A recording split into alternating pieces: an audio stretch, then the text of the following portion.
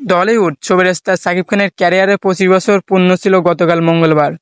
চলচ্চিত্রে তার রাজ জয়ন্তী উপলক্ষে ভক্ত অনুরাগীদের বিশেষ ভালোবাসায় পরিপূর্ণ ছিলেন নায়ক। এখনও তাকে শুভেচ্ছা জানাচ্ছেন অনুরাগী ভক্ত পরিচালকরা। দিনটির উপলক্ষে প্রকাশ্য এলো পবিত্র ঈদুল আজহার মুক্তি পাওয়ার থাকা রাহান রাফি পরিচালিত শাকিব খান অভিনীত তুফান সিনেমার গান লাগা উড়াধরা। গতকাল সন্ধ্যায় এসেছে 2 মিনিট 45 সেকেন্ডের পুরো গানটি। মুক্তি পাওয়ার পর থেকে দোতলায় গানটি নিয়ে চর্চা চলছে অন্তর্জালে। গানটির জন্য অভিনন্দন বার্তা পাঠিয়েছেন শাকিব খান। শুভাকাঙ্ক্ষীদের পাশাপাশি শাকিব খানকে শুভেচ্ছা বার্তা পাঠিয়েছেন সাবেক স্ত্রী অপু বিশ্বাসও। গতকাল শাকিবকে অভিনন্দন জানিয়ে সামাজিক যোগাযোগ মাধ্যমে একটি পোস্ট দিয়েছেন এই অভিনেত্রী।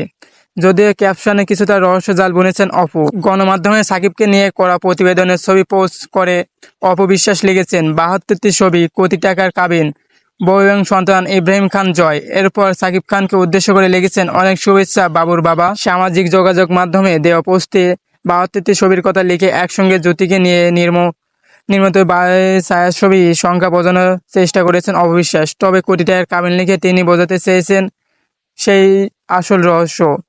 এছাড়া বউ সন্তান বিষয়টি তো সবাই জানা।